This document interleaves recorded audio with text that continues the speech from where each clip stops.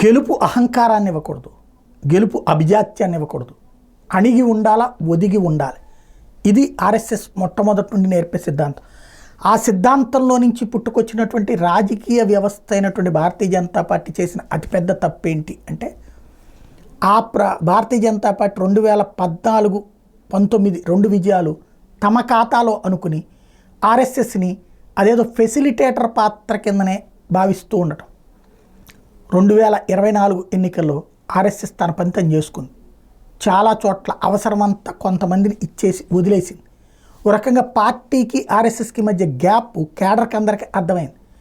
RSS స్వయం సేవక్ అంటే ఉద్యోగం చేయొచ్చు, వ్యాపారం చేయొచ్చు, పరిశ్రమలు నడుపుకోవచ్చు, ఏం చేసినా సమాజం కోసం కొంత సమయం అని కేటాయించి సంఘు చూపించినటువంటి ప్రదేశాలలో పనిచేసేటటువంటి ఆర్ఎస్ఎస్కి సంబంధించినటువంటి స్వయం సేవకులు చాలా వరకు దూరంగా ఉన్నారు. ఎవరి పని వాళ్ళు చేసుకున్నారు.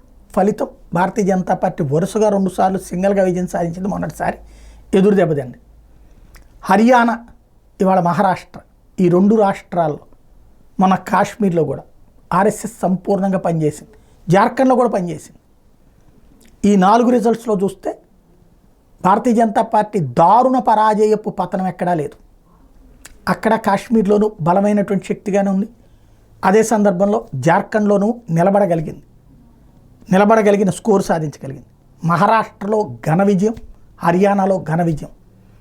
ఆర్ఎస్ఎస్ వాళ్ళు ఒక మహారాష్ట్రలో దాదాపు 60 సభలు పెట్టారని చెప్తారు. అంతర్లీనం అయ్యారు. ఓ పక్కన ఆర్ఎస్ఎస్ పుట్టి 100 ఏళ్ళైన సంవత్సరం. ఆర్ఎస్ఎస్ హెడ్ క్వార్టర్ ఉండేదే నాగపూర్లో, మహారాష్ట్రలో.